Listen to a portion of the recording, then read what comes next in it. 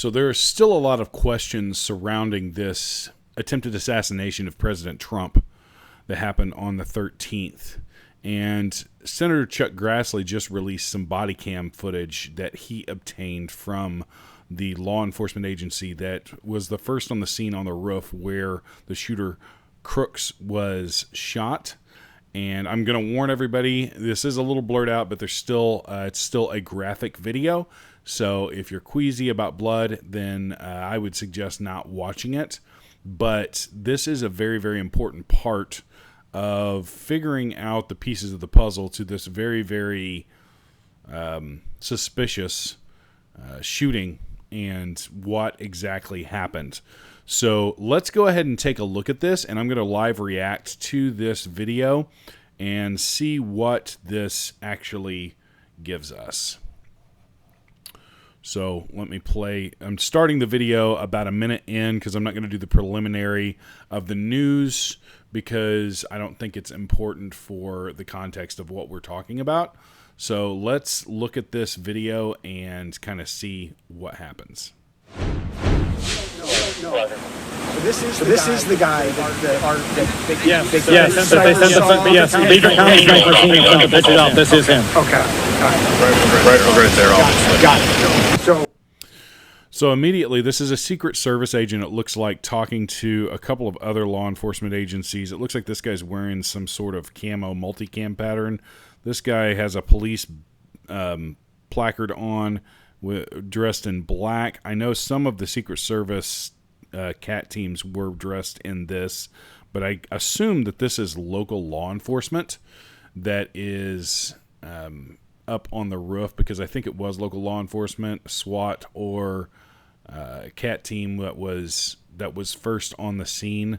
And so, but this Secret Service agent is asking, and I think it's very interesting that we're talking about, he's asking, oh, is this the guy that you sent us a message about?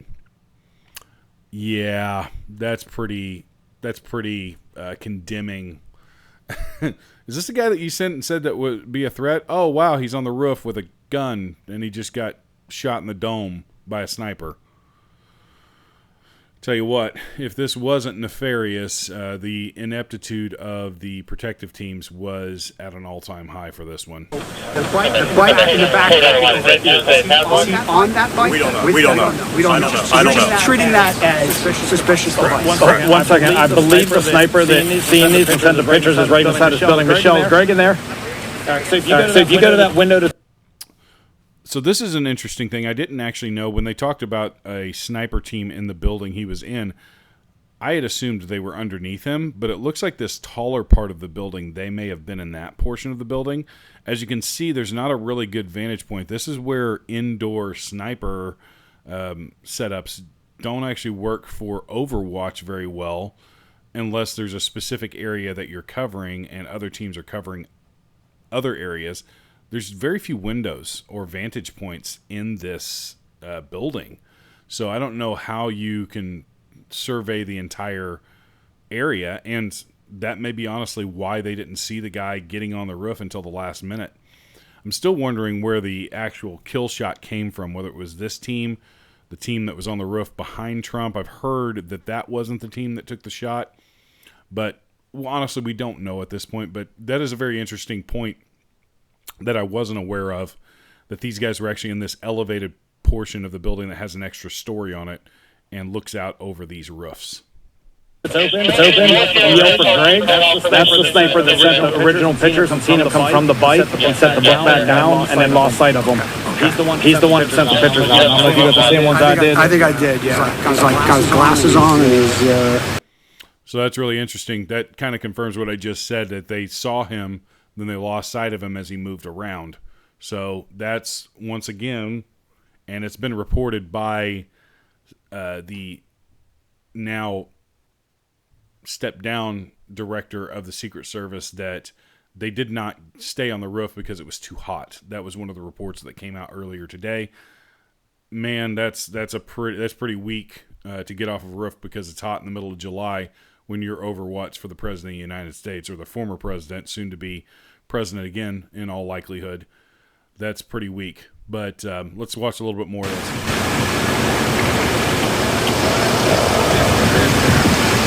So we had the picture of that. I got that. And then this is his bike with the stuff. And our sniper seen him walking away from that, I believe. Okay. But he would be right inside that window. He's the one that physically seen this, sent the pictures, and called it out. Okay, so and we have somebody detained, correct? That I don't know. Our guy that was just up here told me that there's a guy detained who's the owner of the bike. And I said, no, that's the owner of the bike. We've been up here, so we wouldn't know that information. That's interesting. So apparently they may have detained somebody that they thought was the owner of the bike, Crook's bike. That's a very interesting turn. I hadn't heard that before.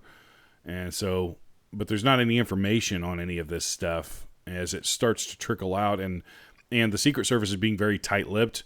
It looks like this actually came from a local law enforcement agency because there's only really, from what I can tell, one Secret Service agent in this exchange. So he's trying to get information from local law enforcement to relay back to the powers that be in Washington. This whole ass we got over here. Got it. No. Yeah. No problem. Is that all your stuff? Yeah. So when someone came up looking to treat him, Gas is off to the building, just so you know. Thank you. Yeah, they do. I talked to the guy. Those people detained were filming. Maybe they were involved. Maybe they weren't. Well, I think the guys that saw them filming. Oh, they were filming us, and then filming the guy up on the roof, and then filming us. And then when the shots started firing, they tried to run away. Isn't that what everybody would do that have a phone? I'm not saying they weren't fun. You know what I mean? Like that's something here right now, right? Right. So I got no problem detaining them. Again, I'm just trying to detain those guys, find out what they know, who they are, whatever. I'm trying to get clear information to relay that to the So this is just general stuff that happens after these situations. Now I will point out the Secret Service agent seems pretty nonchalant in this situation. You just had something that hasn't happened in like 40 years in this country, that you were a part of the team protecting the president and you failed. They're trying to understand where everything is, and I understand that, but he does seem like he's very nonchalant about his attitude while he's gathering this information. Let's watch a little bit more of this. We have one shooter deceased. I think we have 3 victims in the crowd. Did you guys hear that too? That I'm not sure. So I heard 1 deceased, 2 life flighted. I know 2 helicopters were taken off. Yeah. Okay. I don't know how many victims. Where you're deceased? We have access to a drone. We're in the water tower. Any LE? I will try to get on. In the van. Did he survive? Copy. All right, you can. So, in reality, this just gives us a couple of extra pieces that we didn't have before. And I think that really this investigation is far from over. And it is very much, there's a lot of gray in this investigation. And I'm not really a big fan of these government agencies being so tight-lipped. Yesterday, the former director of Secret Service, Cheadle, was talking about how they would have a full report in 60 days. And that's not good enough, in my opinion. I understand a full formalized report with all of the details, but the American people need to know what in the heck just happened. A former president and leader of the opposing party running for president was an attempted assassination happened at a rally, and the only window that was given to the would-be shooter was actually opened up by Secret Service for doing a very, very poorly planned protection detail. And There's details coming out that they were not at the morning brief, that they did not confirm that the building was covered, there was going to be a sniper team on it, and now it appears from what the one thing that we did learn in this video is that they were in an area of the building that was elevated, but there was no vantage points outside of the few windows that are on that third floor of that building, or second floor, I should say. So we're far from done with this, and this is just another piece in a very, very big puzzle, and it doesn't answer anything. It just gives us more questions. Why in the world was there not a team on that roof? There was a team on the other roof that was more elevated, a steeper slope, and probably as hot or hotter because there were no trees close to that area. So I really, really am worried.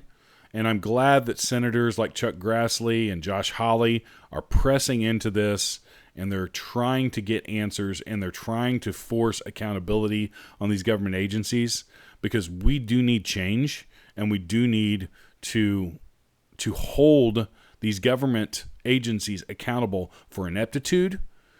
There's nothing more inept, in my opinion, than the government when it gets a hold of something, and this was proven here. And the last thing I'm going to leave you guys with is, let's think about this. If there were no nefarious actors and this was not some sort of conspiracy, which I actually have not ruled out in my own mind, the one thing that this shooting actually teaches us is that you cannot rely on other people for your own protection. You need to take responsibility for yourself. And you need to get training and learn how to handle firearms so that you can protect yourself when the critical moments arrive. So it's very, very important for us as citizens to exercise our Second Amendment rights and to be able to protect ourselves in public places when the bad guys come to do us harm or people around us harm. We hope that you guys enjoy this video, and we'll be doing more of these in the coming weeks. Until next time, it's John from Righteous Savages signing off.